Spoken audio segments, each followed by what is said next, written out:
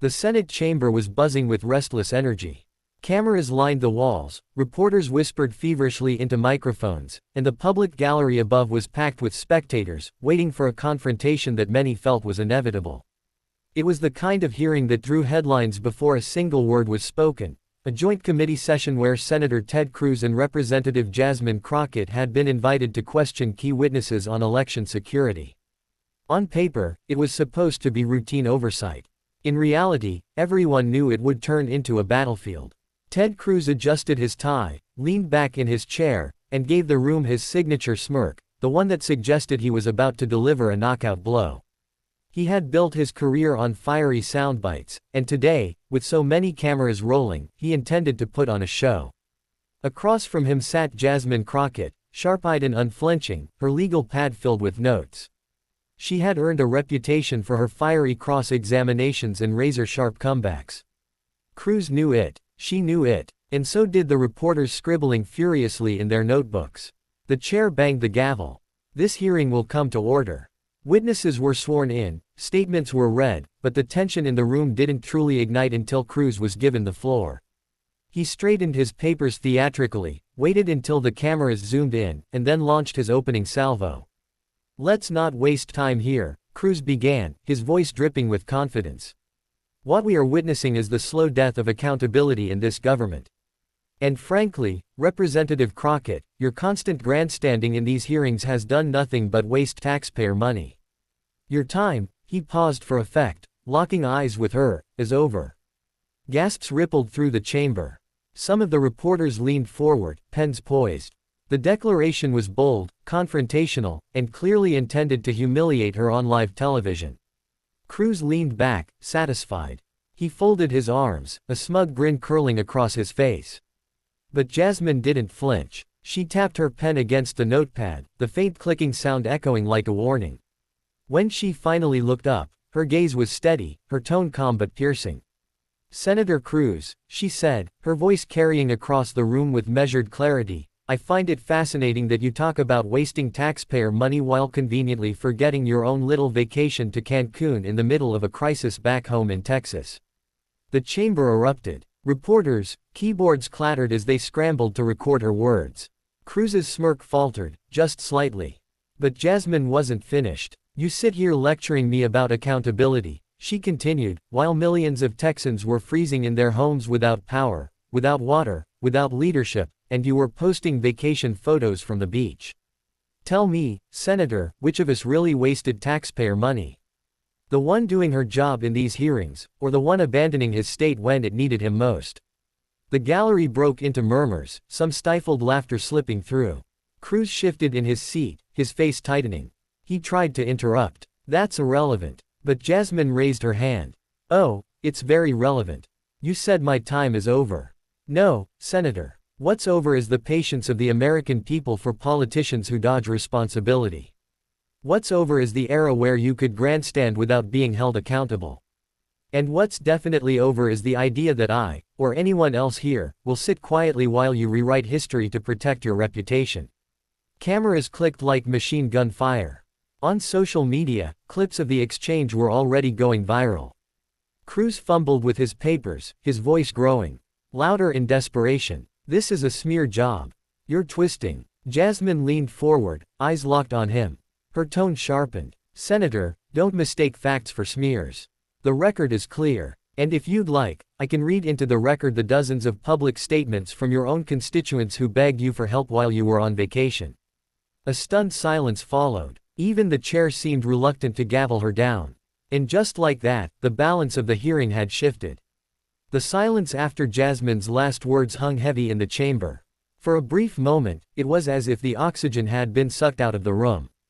Cruz's confidence, the swagger that had carried him through countless confrontations, was faltering under the weight of her precision strikes. But Ted Cruz was not the type to retreat without a fight. He shuffled his papers, leaned forward, and jabbed his finger in Jasmine's direction. "You can throw insults all you want," he said, his voice tightening, "but at the end of the day, you have nothing to show for your time here. You're loud, you're dramatic, but you've done nothing, absolutely nothing, for the American people." The jab was harsh, designed to sting, but Jasmine didn't blink. She calmly pushed her notepad aside, folded her hands, and spoke in a voice steady enough to cut through his bluster. Nothing for the American people. She repeated slowly, letting the words linger. Senator, I've fought for voting rights, pushed for criminal justice reform, and stood up for families who've been ignored for generations. And every step of the way, I've done it in full view, accountable to the people who elected me. Meanwhile, you, she leaned forward now, mirroring his posture, have spent more time chasing Fox News soundbites than actually helping the state you represent. The crowd stirred again. The witnesses on the panel, who had been silent observers, glanced at each other with thinly veiled amusement. Even the chair shifted uncomfortably, knowing the exchange had spiraled far beyond the prepared agenda. Cruz, red-faced, attempted to regain control. You think you can intimidate me with theatrics? This isn't a stage play. This is Congress. Jasmine tilted her head, eyes narrowing. And yet you treat it like stand-up comedy night every time the cameras are on. Laughter erupted in the gallery. Reporters scribbled with renewed intensity, knowing tomorrow's headlines were writing themselves. Cruz slammed his hand on the table. Order. This is beneath the dignity of this institution. But Jasmine seized the moment. She rose to her feet, not angrily, but deliberately, with quiet authority.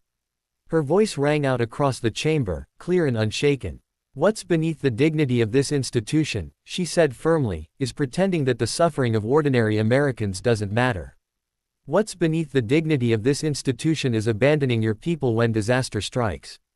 And what's beneath the dignity of this institution is trying to silence women, particularly women of color, who dare to hold you accountable. The room erupted again, cheers this time, not just murmurs.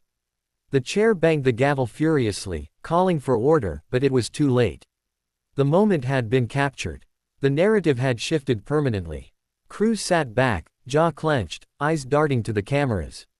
He tried to form a response, but his words stumbled out, hollow and weak compared to the fire Jasmine had unleashed. This is not about me, he muttered. This is about the future of America. Jasmine seized on it instantly. Exactly, she replied. And the future of America doesn't belong to politicians who run when things get tough. It belongs to the people who stay, who fight, who build, who show up. That's the difference. Between you and me, Senator. You run. I show up. The words landed like a hammer.